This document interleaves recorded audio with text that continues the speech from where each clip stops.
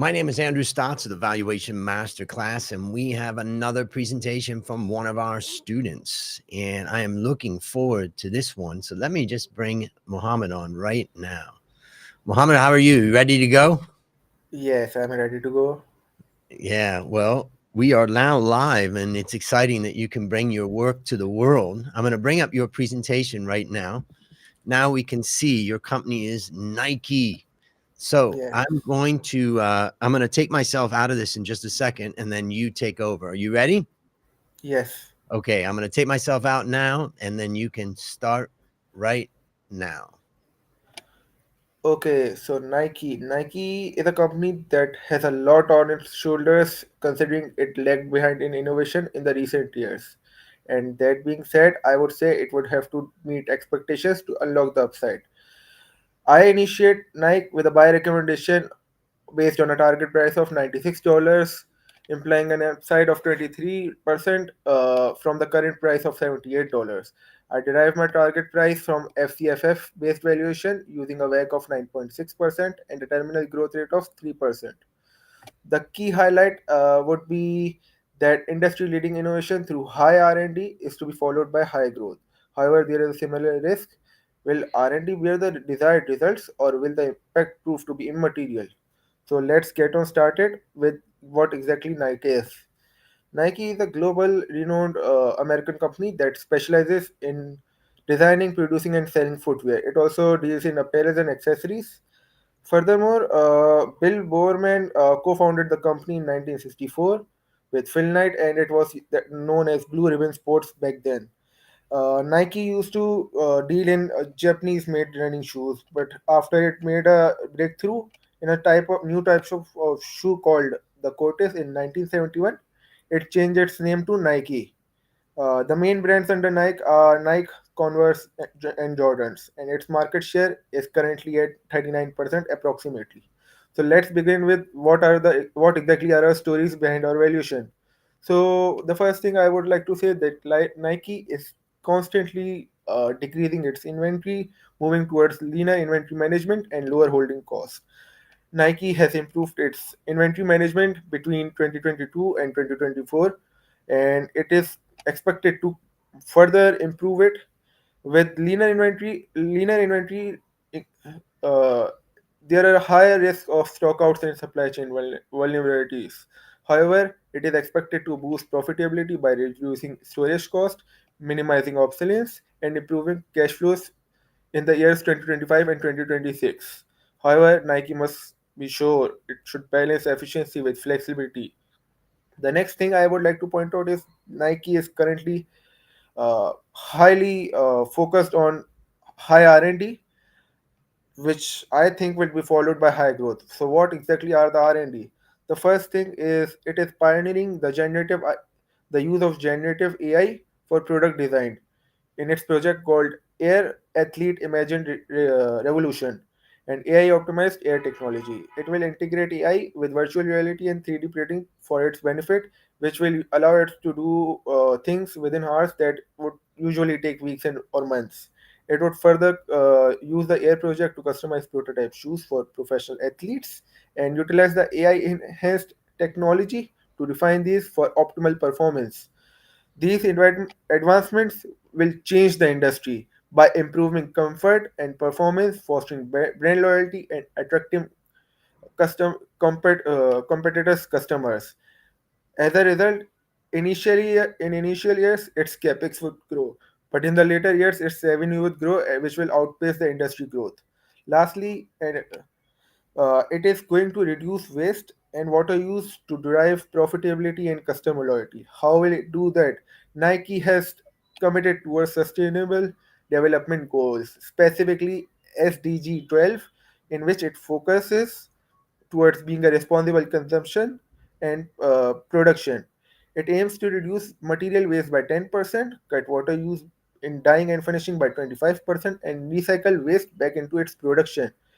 This way, it is going to attract environmentally conscious consumers, boosting consumer retention and sales. Further, the reduction of waste will enhance production efficiency and reducing waste. This will lower cost and improve profitability. Now, let's move on. So these are the quarterly results. These results show that Nike's revenue faced a significant decrease both on a quarter-on-quarter basis and a year-on-year basis in in the first quarter of 2025. Furthermore, the company also faced a 1.2% year-on-year increase in gross margin, while a year-on-year decrease in net margin by 2.1%. Nike further reported a recurring EPS of 0.71%, that was minus 28% year on year and minus 41% quarter on quarter. So most companies seem to think that increasing profits and share price will derive growth. So management seem to focus on growth, but we will take a unique perspective on this, and we will focus on the constraints on growth. And for Nike, I would like to say that the constraints to growth are neutral overall. So let's begin with the four elements that we use to see the constraints. The first is capital, which I think is a minor constraint considering Nike does not have very much debt, and it is net cash. Further, its cash conversion cycle has been falling. Furthermore, given its non-capital intensive business model, it does not need a lot of cash, and it also has a very high cash holding. So I do not see access to capital as a constraint to expanding production. The next one is operations. It is highly dependent on a single brand, and it has a large distribution network which brings operational complexities, high cost, and potential inefficiencies. Furthermore, its supply chain can easily disrupted due to its dependency on specific raw material and its just-in-time methodology. The next constraint is the market. The footwear market shows saturation, growing at only 6.8% cumulative annual growth rate. Furthermore, it faces intense competition from other established players such as Adidas and Puma. The market also faces high regulations. Last but not the least constraint is the factor people, which I think is a minor constraint due to Nike being an attractive employer due to having a high amount of employees. Furthermore, its board and its CEO do not seem to have like further like new people do not it does not seem that it will be having difficulty hiring new people due to it having competent employees in senior positions. The graphs on the right show everything I spoke about with the from having low CCC and having high cash to assets, the rising shoe consumption, but in a slow way. Next, I will speak about the revenue distribution of Nike. Nike generates most of its revenue from footwear, contributing about 69% of the revenue. That is about 35 billion. The next is its sales from apparels, which contributes about 27%, being at 14 billion in revenue. The last is the sales from equipments, which are 4%, which seem to generate 2 billion in revenue. On a geographical basis, North America generates 43% of revenue, while Europe, Middle East, and Africa generate about 28% of the revenue, with Nike and Converse being the major brands. The next, this is the FEMR approach, in which Nike appears to be attractive relative to the 1810 non-financial companies in the US based on four factors: fundamentals, valuation, momentum, and risk. In fundamentals, it seems to be in the top 20% due to strong profitability driven by high margins. In the valuation, it seems neutral due to it having high P and on the other side having low PEG ratio. On momentum, it seems neutral because both price and fundamental did not seem to give convincing results. On the risk, it has a low balance sheet risk due to having low net debt to equity ratio, high coverage ratio, and high current ratio. However, price risk is higher due to having high beta. Now, let's first visit the WCBM model, which is world-class benchmarking. This shows that based on a profitable growth measure, it ranks at the top 20% from the 910 large consumer discretionary companies globally. And in the past 12 months, it ranked at 1%. Uh, the profitable growth can be divided into two things: profitability and growth. It has excellent profitability, being at a world class level since 2021, and growth seems to have some improvement room for improvement as it rose from 5 to 7% recently, and it has a upward trend since 2022. Profitability can be divided into asset efficiency and expense control. Asset efficiency has ranked number 3 since 2020 and seems to have insignificant improvement, whereas expense control has more than offset poor asset efficiency and has ranked number 2 consistently. The growth can be divided into two parts as well: revenue growth and expense direction. Revenue growth has ranked below average recently, and in the past 12 months, it is at number 8. Expense direction has been volatile, as it improved to number 1 in 2021, dropped to number 8 in 2022, and then recently improved to number 3 in the last 12 months. Now let's get back to where we came from. So this is the Porter's five forces. Based on the Porter's five forces, we will analyze five things: rivalry among competitors, bargaining power versus suppliers, bargaining powers versus customers, threats to new entrants, and threat of substitutes. First, we will analyze uh, the rivalry among competitors. The rivalry among competitors, we will see three things. Are there many competitors of roughly equal size? Yes, there are, such as Adidas, Puma. However, Nike has a large market share, being at 38.7%. Is the industry having slow growth? So, no. The growth of the industry is at 6.8%, and of the footwear market and the sports apparel market shows a 6% market growth. As for the technological disruptions, that yes, there are technological disruptions such as the smart footwear, AR, and virtual try-ons such as virtual reality and 3D printing for customizations, which will disrupt the industry. Uh, Coming at a score of 60% for rivalry among competitors. Now, for bargaining power versus suppliers, Nike has the suppliers of Nike have a influence on Nike's input cost. However, Nike having a diverse global supplier network, it reduces reliance on single source of supply, which allows it to maintain flexibility and minimize supplier control. Further, it is not really hard for Nike to switch from suppliers. However, it can be said that it is more challenging for suppliers specialized components like advanced forms for Nike to switch to other suppliers. Furthermore, there are concerns such as logistical concerns, quality control, production lead times, which may complicate transactions to other suppliers. Lastly, is it possible for Nike to backward integrate? So I do not think it is possible because it would be highly challenging due to high costs, the need for specialized expertise, and reduced supply chain flexibility, making full integration less cost effective and difficult. Brings us to an score of 53% for bargaining power versus suppliers. Bargaining power versus customers has an score of 47% due to its customers having many alternatives such as Adidas. Furthermore, it can be said that its customers do not have a high pressure on companies due to having low buyer concentration. However, their preferences, the competitive environment, and the market dynamics do indirectly influence supplier behavior. The customers, in terms of price sensitivity, depend on what is the product. Customers of price products tend to be more price sensitive, whereas consumers of premium price products due to be less price sensitive due to stronger brand loyalty.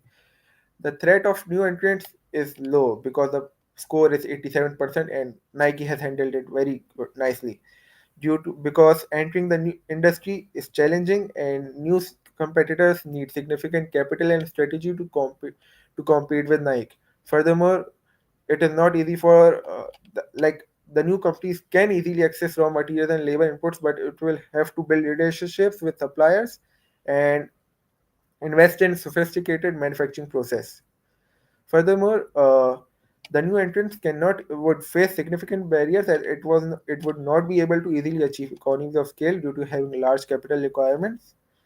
Uh, the threat of substitutes have an overall score of 40%. due to customers facing low switching costs. Furthermore, there are some perceived differences in products due to Nike having strong brand loyalty, uh, innovation, and design, which translate to a clear differentiation in the products. This brings us to an overall score on the basis of the Porter's five forces of 57%, which is slightly better than just okay. Now let's move on to the team of the Nike. First of all, Nike's CEO currently recently changed to Elliot Hill, which retired from the post of CEO in Nike back in 2020. Furthermore, the chairman of Nike is Mark Parker. Aside from that, the ownership of Nike is divided into two parts, institutional and others, with institutional being dominant at 64%. Nike's board comprises mainly of independent directors, with the total number of directors being at 11 and the number of independent directors being at 9, and it falling near the S&P 500 independent directors percentage, which is quite significant, and I think it highly speaks of the governance. Now let's move on to the ESG. These are the graphs of WCBM. So, in terms of ESG, we will look at three things: environmental, social, and governance. We will begin with environmental. The company seems to have a resource reduction policy, which is good. It does not, however, it has faced controversies in the past. Furthermore, the company does have emissions and waste policy, reducing it. However, the company does not seem to be engaged in emissions trading, which is a bad thing. Lastly, the company has environmental, economical, green, and organic products, which is a good thing, bringing the overall environmental score to 60%. Let's look on to the social factors. The company has a safe health and safety policy. Furthermore, the company does have a human rights policy as well, and it highly speaks of it, saying that there is no finish line regarding the respect for human rights. Furthermore, the company does have a fair competition policy as it highly emphasizes on it. Uh, the company has also implemented quality management systems with constant trainings of its suppliers as well. Lastly, the company does not drive any revenue from weapons, alcohols, gambling, tobacco, or pornography, bringing the social score to 100%. Lastly, let's talk about governance. The company has a high board independence, being at 82%. The company's chairman and CEO are separate. Furthermore, as for the shareholder rights policy, there does not seem to be one, which is a bad thing. The company has does not have any insider tradings, and it has strict restrictions regarding this. Lastly, the company has CSR sustainability and ESG reporting, which is a good thing, bringing the score of governance at 80% and the overall score of ESG at also 80%. Now, let's look at the financial statements based on my forecast and stories. So, as you can see, I expect the revenue to grow from 51 billion to around 67 billion in 2029. Furthermore, the recurring EPS is also expected to grow from 4 to 5.8. These are the assets. Asset side of the balance sheet, not much to speak about. Then this is the liabilities and equity side of the financial statements with long-term debt falling and the book value per share rising due to the high values of equity. This is the cash flow statements based on the previous income statement and balance sheet. These are the ratios. The ratios are constantly improving had improved in the past constantly and is expected to constantly improve in the future as well. Furthermore, these are the further ratios with the DuPont analysis as well. As you can see, this is the free cash flow data. Uh, I do not think there is much to speak about aside from the high R&D and high capex, increasing the depreciation and amortization as well. Furthermore, you can see the high capex with the capex constantly rising over the forecasted years. This is the now let's speak about the relative valuation. This is the On a basis of forward price to book ratio of 2025 figures, Nike look expensive compared to the consumer discretionary sector in Asia and the global market. However, it seems slightly inexpensive against the US. I forecast an ROE of 37.7% in 2025, which is slightly higher than the sector average in the US, Asia, and the global market. This results in Nike trading at a significant premium based on the 2025 PB to ROE ratio compared to Asia. Uh, it trades at a slight discount based on the compared to the world and a considerable discount compared to the US. You can see the graphs and the numbers. Now let's look at another relative valuation on a forward 2026 PE to P multiple. Nike trades at a significant discount to the consumer discretionary sector in the US and the world, while at a premium to the Asia. I expect EPS growth to be negative in 2025, which is why I did not use those figures. Uh, I expect 2026 EPS growth to be at 16.1%, which seems to be quite higher than the other companies. This results in Nike trading at a significant discount based on the P uh, PEG ratio, I would say, and compared to the world and the US, but overvalued as compared to the Asian companies. You can once again see the graph and the numbers.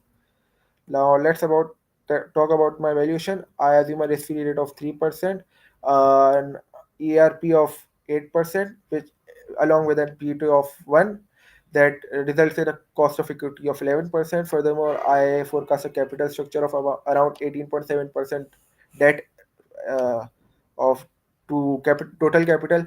This results in a WACC of 9.6%, and I assume a high terminal growth rate of 3%. I utilize free cash flow to the firm and come up to the final value of $96. In my base case scenario, I assume a gross margin of 45.7%, which implies an upside of 23%.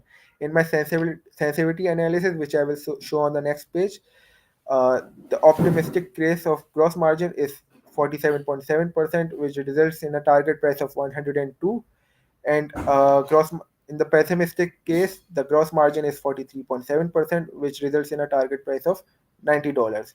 You can see the sensitivity analysis. These are all the numbers. We do a sensitivity analysis based on sales growth, gross margin, discount rate, and the terminal growth rate. Now, lastly, the risks. So the major risk which I spoke of earlier, will the R&D bear the desired results, or will the impact prove to be immaterial? Because a large dependency of the valuation is based on the success of this R&D expenditure. Furthermore, will the cost cutting work as expected, or is it just with wishful thinking? So furthermore, as I spoke earlier, I expect Nike to focus on sustainable development goals and cost reduction through inventory reduction. So will that even work? Furthermore, people seem to think Elliot Hill's retail will do things. However, will he meet expectations? As the previous CEO used to focus on direct selling to customers and did not focus on innovation. However, people think Elliot Hill will bring Nike back to what it was. He will focus on selling through wholesalers and will focus on innovation. However, is it so easy to say than it is to do? Lastly, a slight risk failure to maintain popularity among memes. A recent survey called the Taking Stocks with Teens in the fall 2024 seems to say that Nike has lost popularity among teens from going from 61 to 57%, and specifically female teens, in which its popularity went from 56% to 48%. However, this should be taken with a pinch of salt as the sample size was small, being at 1300 13,515 US teens only. Once again, let's come back to Nike. As I said in the start, meeting expectations will unlock its upside potential. Otherwise, it will not. That is the end of it. Okay, so how does it feel to graduate from the Valuation Master Class? It feels amazing. I have Okay. to say brought a lot of discipline into me in terms of working and studying side by side, doing all the assignments on time, checking the assignments of myself by myself. it, it's a lot. And tell me more about the discipline you mentioned. What's the benefit to you in your future? I think, first of all, this was my first experience of working under the orders of anyone, to be honest. So I, on a daily basis, had to study at around 5 to 6 hours and also work at about 5 to 6 hours. That totals to like 12 hours, and I do not think that is an easy thing for person to do. How many hours do you think you worked on this the whole valuation masterclass? I think based like it was 12 weeks, first 6 weeks and the last 6 weeks. The first six did not seem to take a considerable time on a daily basis, but the last 6 weeks they were extreme. I think I at least put in a 5 hours on a daily basis, 6 days, 6 days a week, which I think 6 by 6 is 36, and 36 by 5 is 180 hours on a from in a total of 6 weeks. So that is a lot. And what's different about you now compared to when you started? What can you Uh, bring to an employer, or what's different about your personality or anything like that? One thing I would like to say that I am a lot more confident. I was not very fluent in English in terms of speaking, and as you can see, I am not all, in fact, very fluent, but still I am a lot better. I can speak in a lot better manner. Furthermore, the discipline is something an employer wants. You cannot just get a job without a discipline. You cannot be sleeping when your job time has started. Furthermore, I think the best thing I was able to learn was able to improve my research skills. Furthermore, the peer review had taught me how to check others' work. So I constantly use that to check my own work, which allowed me to able to get my valuations approved in the matter of less time and less drafts. Mm. And what was different compared to what you thought going into this? I, to be honest, I thought it was going to be easy, and it was anything but easy. Yeah, I mean, it's a real accomplishment to get through it, and we made it tough because we want people to make it to the end to feel great. Has your family or your parents seen your improvements in your discipline, or any comments from your mom and dad? Yes, they see me working all the time. If I'm not studying, I'm working. If I'm not working, I'm studying. Otherwise, I'm sleeping. So yes, they do see a difference. And just one last question is, what are you looking for in the future now that you've been through this and you're thinking about it? Helps you understand what you want more out of your life and your career and all that. Tell us about that. I think it's still too early for my age to speak what I am going to be in the future, but I do think I am making a mind map, and I'll go where the life takes me and fates. And Mm, I hope that I'm able to fall in the research analyst area. I am highly motivated to be there. you're ready. Great. I'm going to Yes. take you out of this, but well done. You should feel very proud of what you've accomplished, and I'll see you in the Slack channel. Thank you. Yep. Wow. Another really interesting one. I remember writing a report on Nike a few years ago and saying it was a sell. And now I see it's come down quite a bit. And now it looks like, as we've just seen, maybe it's a buy now. Anyways, that was another great presentation from one of the students graduating from Valuation Master Class. In this case, it was Muhammad. And if you want to build a competitive advantage in company valuation, join us at Valuation Masterclass.